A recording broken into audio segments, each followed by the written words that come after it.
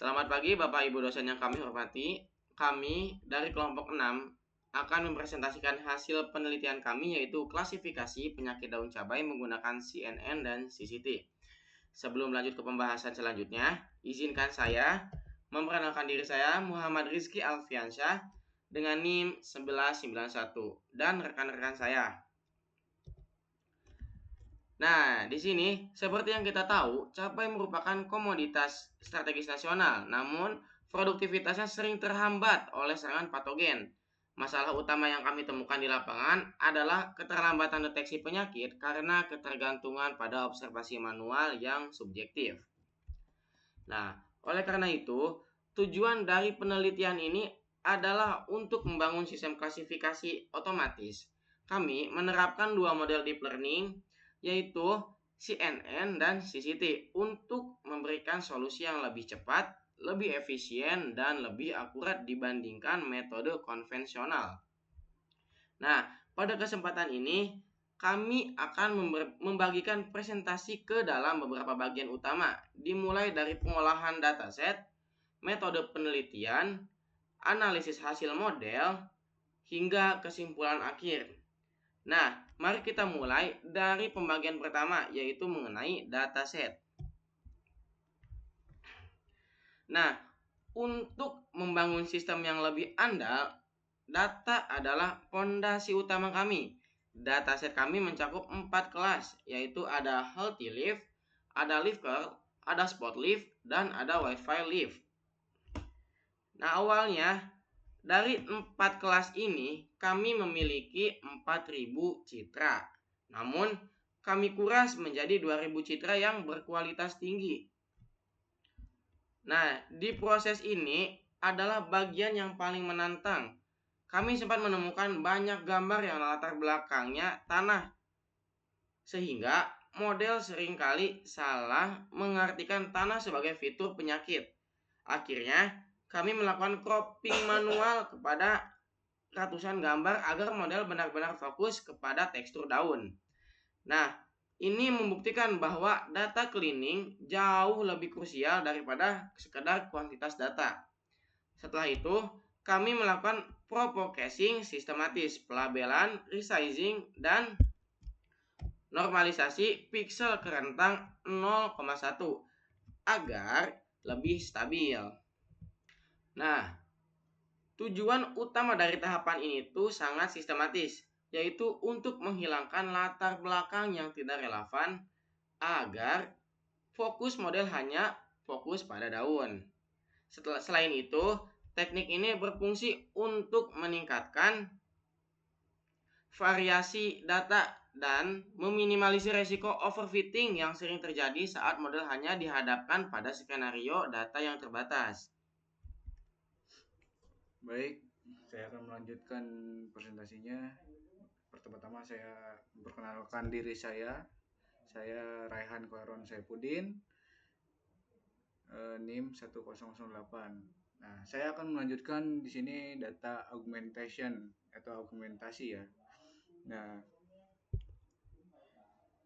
augmentasi ini dalam penelitian berbasis deep learning keterbatasan variasi data seringkali menjadi pemicu terjadinya overfitting, di mana model hanya menghafal data latih namun lemah saat diuji dengan data baru. Oleh karena itu, augmentasi dilakukan untuk meningkatkan jumlah dan variasi data pelatihan secara artifisial. Nah, metode yang kami terapkan dalam penelitian ini meliputi 5 teknik manipulasi citra. Di sini ada rotation, terus horizontal flip, ada zoom, terus shift, dan brightness adjustment. Nah, apa sih itu rotation? Nah, rotation memutar posisi daun untuk mensimulasikan sudut pengambilan gambar yang berada di lapangan. Lalu horizontal flip membalik citra secara horizontal agar model tidak sensitif terhadap arah hadap objek. Lalu ada zoom dan shift ya, melakukan perbesaran dan pergeseran posisi objek untuk mengantisipasi variasi jarak dan tata letak kamera. Yang terakhir, brightness adjustment mengubah intensitas cahaya guna mensimulasikan kondisi pencahayaan alami di lahan pertanian. Nah, manfaatnya di sini memperbaiki kemampuan generalisasi model, lalu ada mengurangi ketergantungan terhadap data asli dan meningkatkan akurasi klasifikasi. Baik, lanjut ke pembagian dataset. Nah, pembagian dataset melalui informasi teknik argumentasi tadi, kami berhasil mengompilasi total dataset sebanyak di sini 10.000 citra daun cabai ya. Seluruh data tersebut merepresentasikan 4 kelas kondisi tanaman, yaitu ada healthy leaf, leaf curl, spot leaf, dan whitefly leaf. Untuk mengevaluasi performa model secara objektif dan valid, kami membagi dataset menggunakan metode holdout dengan proporsi rasio standar 70-20-10. Nah, apa sih 70-20-10 ini? Nah, di sini kita lihat training. Nah, 70-20-10 ini ada training set, validation set, sama testing. Nah, 70% itu training set atau bisa disebut 77.000 citra dialokasikan sepenuhnya untuk melatih dan memperbarui bobot atau weights internal modelan. Nah, terus yang 20% atau 2000 citra yaitu validation set digunakan untuk sebagai data independen selama proses training untuk memantau grafik pembelajaran, mendeteksi overfitting sejak dini, serta melakukan hyperparameter tanning. Yang terakhir ada testing set 10% atau 1000 citra berfungsi sebagai pengujian final. Data ini sama sekali tidak terlibat dalam proses latihan untuk mengukur performa di real model dalam mengenai data baru. Nah, lanjut kita ke metodologi penelitian. Nah, gambar komprehensif mengenai metodologi penelitian yang saya jalankan, alur kerja dirancang secara sistematis untuk menjawab rumusan masalah secara empiris. Langkah awal dimulai dari pengumpulan dataset mentah, yang kemudian masuk ke tahap processing untuk penyelarasan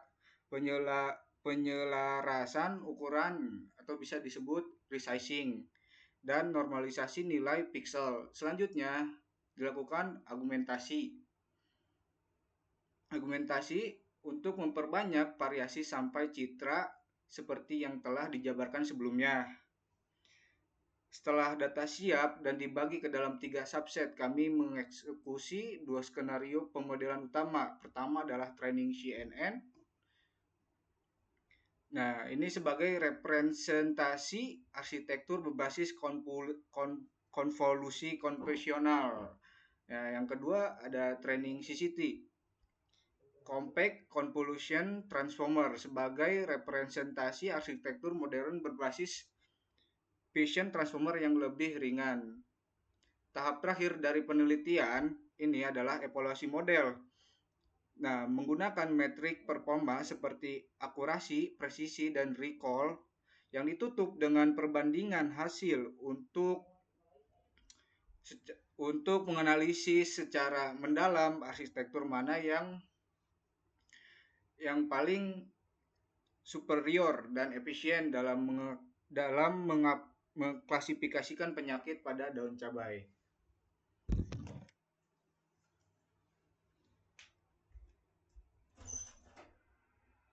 Jangan di-post kan?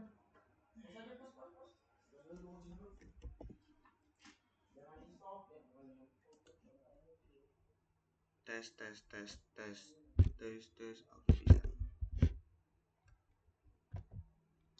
Bismillahirrahmanirrahim. Oke, kali ini untuk materi atau slide selanjutnya untuk proses training model CNN dan CTT akan dilanjutkan dengan saya. Sebelumnya Saya Muhammad Rendiansyah Dwi Anggara dengan NIM 1170. Oke, penjelasannya. Untuk CNN dan CTT ini kita membandingkan dua pendekatan arsitektur deep learning yang berbeda untuk mengenali keduanya. Untuk model CNN, karakteristik arsitekturnya, model ini dibangun menggunakan metode sekuental. Di dalamnya terdapat proses augmentasi gambar otomatis seperti random flip dan random rotation untuk membantu model belajar variasi posisi objek. Fitur diekstrak lewat lapisan conv2d, dinormalisasi dengan batch normalization, lalu diperkecil dimensinya menggunakan max pooling 2D. Keunggulan utama model ini sangat hemat memori dan efisien. Total parameter yang dimiliki hanya sekitar 111.172 parameter dengan ukuran file yang hanya sebesar 400 KB. Model ini sangat ringan dan cocok dijalankan di perangkat kecil seperti handphone dan contohnya di handphone seperti Edge device ya. Model CNN dibangun dengan tipe arsitektur sekuental, artinya data mengalir lurus secara berurutan dari satu lapisan ke lapisan berikutnya. Lapisan augmentasinya dan pemrosesan data augmentation menggunakan random flip 1 dan random rotation 1. Lapisan ini berfungsi untuk memanipulasi gambar secara acak. Setiap kali epoch berjalan, ini adalah teknik krusial untuk mencegah overfitting agar model tidak hanya menghafal posisi gambar rescaling yang pertama.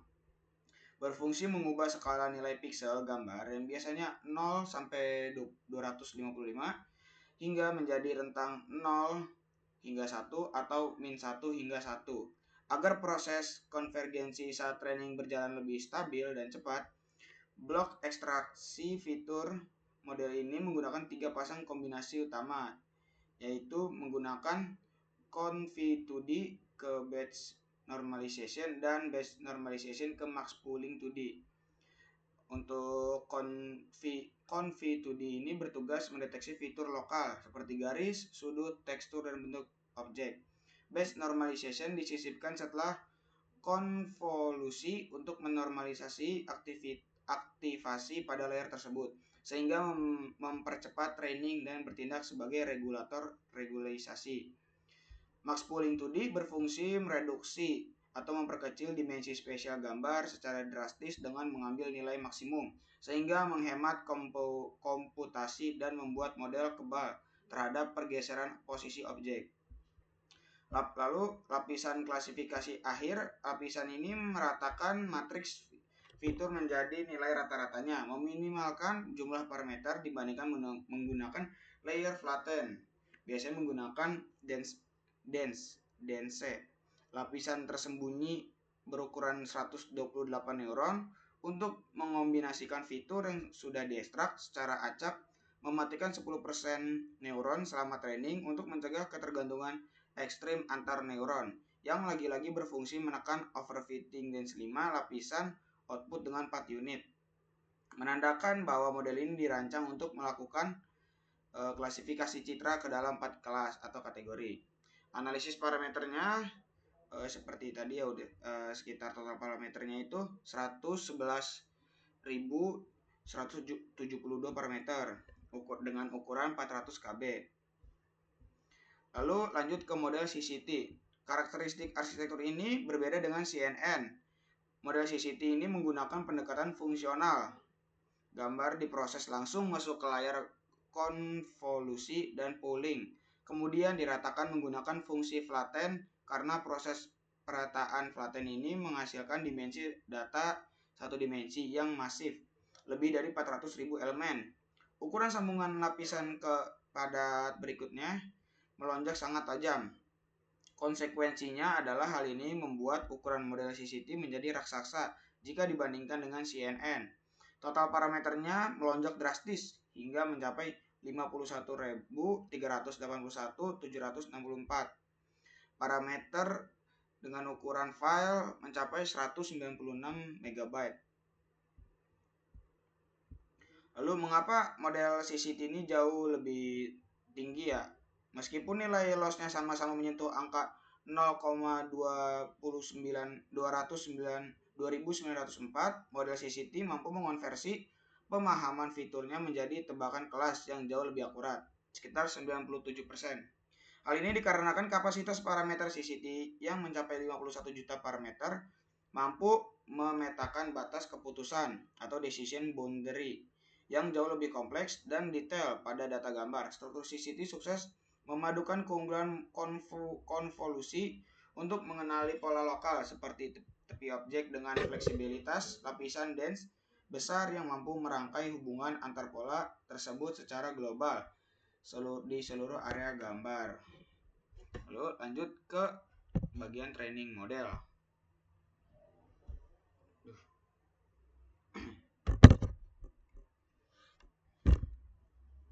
Oke, pada slide training model kita bisa dilihat log text-nya mengenai performa akhir kedua model saat diuji menggunakan kumpulan data atau tes dataset yang bersifat independen.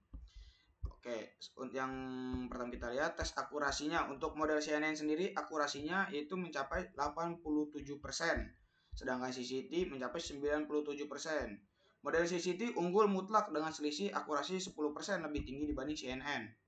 Lalu tes loss-nya untuk CNN sendiri tembus di 0,2904, sedangkan CCT sama saja sih 0,2904. Nilai error rate kedua model identik ini menunjukkan tingkat kepastian prediksi keduanya berada pada batas margin kesalahan yang sama. Kebutuhan resource-nya untuk CNN sangat rendah, yaitu sekitar 434 KB, dan model CCT yaitu sangat tinggi, 196 MB. Ada pengorbanan besar komputasi demi mengejar akurasi. Lanjut, mohon perkenalkan diri. Nama saya Eka Laji Prabowo dengan NIM 1195. Nah, di sini slide 10 yaitu grafik training model. Nah, grafik ini adalah representasi kesehatan model selama proses belajar. Nah, perhatikan bagaimana kurva akurasi pada training dan validation bergerak naik dengan pola yang cukup simetris tanpa menunjukkan gap yang lebar. Nah, jika terjadi gap yang lebar, itu adalah indikasi kuat adanya overfitting. Namun di sini kedua kurva menunjukkan hasil yang sehat. Nah, membuktikan bahwa model mampu melakukan generalisasi dengan baik pada data yang belum pernah dilihat sebelumnya. Oke, lanjut. Di sini ada evaluasi model. Analisis menggunakan confusion matrix memberikan gambaran detail tentang performa per kelas ini. Di sini kita bisa melihat kemampuan model dalam membedakan penyakit dengan fitur visual yang mirip, misalnya antara kelas healthy leaf, leaf cold, spot leaf, dan terakhir whitefly leaf ya.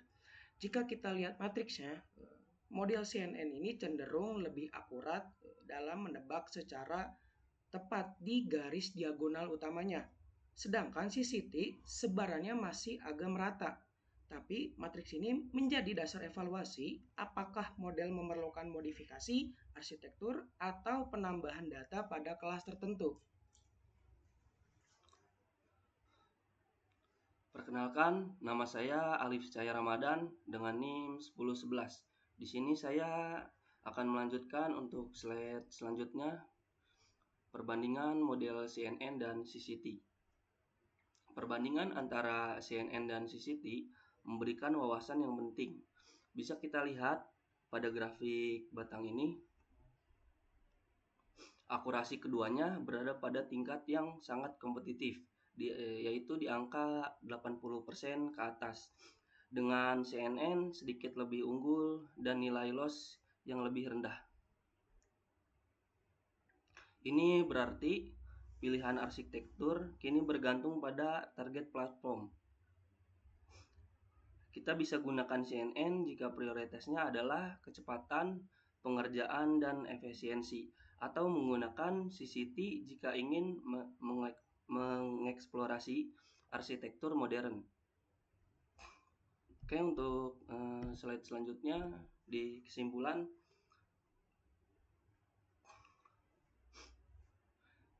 sistem berhasil mengeklasifikasikan daun cabai ke dalam 4 kelas. Tahapan pre-processing dan augmentasi membantu meningkatkan kualitas data. CNN dan CCT berhasil diterapkan untuk klasifikasi citra daun cabai. Evaluasi menunjukkan kedua model memiliki performa yang baik. Model terbaik dapat digunakan sebagai dasar pengembangan sistem deteksi penyakit daun cabai secara otomatis. Jadi untuk sebagai penutup, proyek ini telah memvalidasi bahwa integrasi pre-processing yang tepat dengan arsitektur deep learning mampu menghasilkan sistem deteksi penyakit tanaman yang andal. Kontribusi utama dari evaluasi ini adalah pembuktian bahwa model CNN mampu bersaing, bahkan sedikit mengungguli arsitektur modern seperti CCT dalam konteks klasifikasi penyakit daun cabai. Hasil ini menjadi langkah awal yang solid untuk pengembangan sistem deteksi otomatis ke depannya. Oke, terima kasih.